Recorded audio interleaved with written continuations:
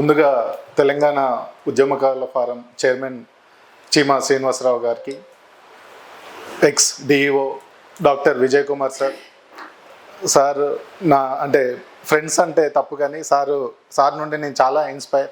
ఆయన ఎప్పుడు ఒక పుస్తకం పట్టుకొని we use to have lot of philosophical discussions. ఆయన నుండి ఎప్పుడు నేను నేర్చుకుంటూ ఉంటాను. మిమ్మల్ని ఎప్పుడు కలవడం హ్యాపీ సార్. అండ్ ఈ కార్యక్రమం మొన్న మెటామైండ్ ఇన్స్టిట్యూషన్ మా ఇన్స్టిట్యూషన్లోనే ఫస్ట్ జరిగింది అండ్ దాని తర్వాత ఇక్కడ జరిగింది. ఇవన్నీ జరగడానికి ముఖ్య కారణం విశ్వనాథ్ సార్ గారికి and professor Osmania professor Vinod sir గారికి అండ్ చాలామంది పెద్దలు వచ్చారు. నిజం చెప్పాలంటే మీ అందరి ముందు నేను మాట్లాడడం నాకన్నా మీ అనుభవం అంత ఉండదు నా వయసు. కానీ మీ అందరూ తెలంగాణకి పోరాటం చేసి తెలంగాణని సాధించడం మీరు ఎంతో వదులుకోవచ్చు. ఫ్యామిలీ కావచ్చు, టైం కావచ్చు, ఎనర్జీస్ కావచ్చు, ఎకానమీ, ఫినాన్స్ కావచ్చు, అన్నీ వదిలేసి పోరాడి తీసుకొచ్చిన తెలంగాణకి మీ అందరికీ పాదాభివందనాలు తెలియజేస్తూ, so the topic of the day is education. So ముందుగా నా గురించి చెప్పాలంటే నేను పర్కాల్లో పుట్టడం జరిగింది. ఇప్పటికీ మా పేరెంట్స్ మా స్వగ్రామం పర్కాలే. హన్మకొండలో నా ఇంటర్మీడియట్ అయిపోయింది. దాని తర్వాత నాకు ఐఐటి రూర్కీ రావడం, నేను బీటెక్కి రూర్కీ వెళ్ళడం. సో బీటెక్ తర్వాత ఒక 2 years నేను యాజ్ ఎ డేటా అనలిస్ట్గా వర్క్ చేసి, education is always my passion. So నేను జాబ్ని మానేసి యూపీఎస్సీ రాశాను. ఒక 2 times నేను ఇంటర్వ్యూ వరకు వెళ్ళాను. సో దాని తర్వాత మధ్యలో ఫిలాసఫీలో మాస్టర్స్ చేయడం, జిడ్డు కృష్ణమూర్తి గారి పుస్తకాలు, రవీంద్రనాథ్ ఠాగూర్ గారి పుస్తకాలు, ఇలా చాలామంది ఎడ్యుకేషనిస్ట్ పుస్తకాలు చదివి ఎడ్యుకేషన్ మీద చాలా ఇంట్రెస్ట్ వచ్చి, ఎందుకు అసలు ఇప్పుడు ఫర్ ఎగ్జాంపుల్ మా చిన్న చెల్లెని మా ఫాదర్ విజయవాడకి తీసుకెళ్ళి డాక్టర్ కోసం జాయిన్ చేయడం. సో ఇలా ఆలోచిస్తే మనకి ఏం తక్కువైంది, మనకి తెలివితేటలు లేవా, are we not enough capable to create something bigger than whatever the 2 institutions which are ruling Telangana and Andhra Pradesh?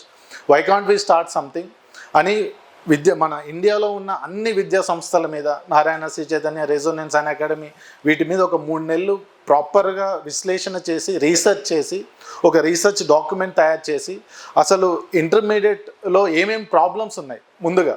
So main problem 100 మందిని ఒకే క్లాస్ రూమ్లో కూర్చోబెట్టి స్ట్రెంత్ ప్రాబ్లం ఉంది. కోచెస్ గురువులు అంటారు కానీ ప్రాపర్ గురువులు మనం ఇవ్వలేకపోయాం. సో గురువు లేని విద్య ఒక గమ్యాన్ని చేర్చలేదు. సో నిజమైన కోచెస్, నిజమైన గురువులు ఇవ్వడం అనేది ఒక ప్రాబ్లంగా మన పేరెంట్స్కి కానీ పిల్లలకు కానీ ఉంది. అండ్ నెక్స్ట్ ప్రాబ్లం వచ్చేసి పర్సనాలిటీ డెవలప్మెంట్ లేదు.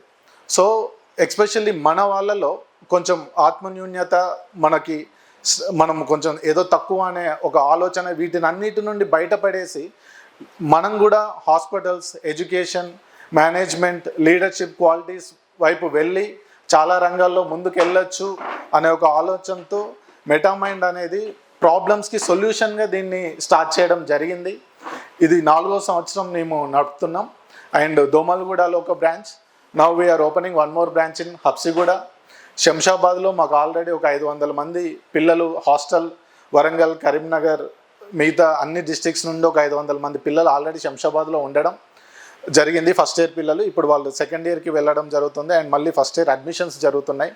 సో ఇలా ప్రతి పేరెంట్కి, ప్రతి స్టూడెంట్కి ఉన్న ప్రాబ్లమ్ని అడ్రస్ చేస్తూ దానికి ఒక సొల్యూషన్ లాగా మెటామైండ్ అతి తక్కువ టైంలో 4 సంవత్సరాలలో ఒక 600 స్ట్రెంత్ని తీసుకొచ్చింది.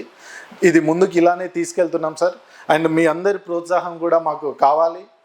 దీన్ని ఒక ఫిలాంథ్రఫీ యాక్టివిటీ కూడా ఉంది.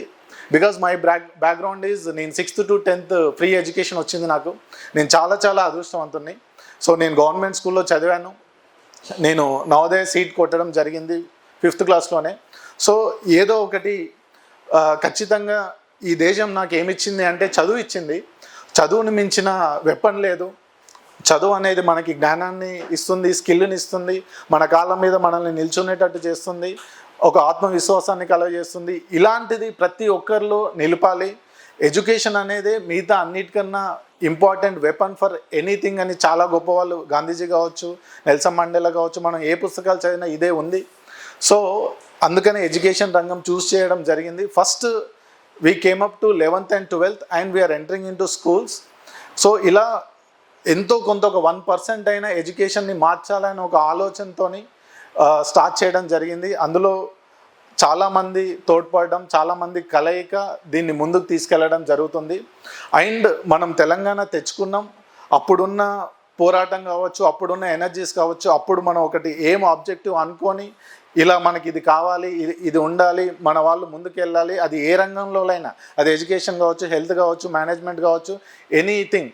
సో అనుకొని స్టార్ట్ చేసాం, కానీ అది యాక్షన్లో ఉందా లేదా, అది ఎందుకు ఆగిపోయింది, ఎలా ముందుకెళ్ళాలి, ఇవన్నీ మీలాంటి పెద్దవాళ్ళు మీరు చెప్తే నేను విందాం, నేర్చుకుందాం, మీ నుండి నేను మోటివేట్ అవుదాం అని ఇక్కడికి రావడం జరిగింది మెయిన్గా.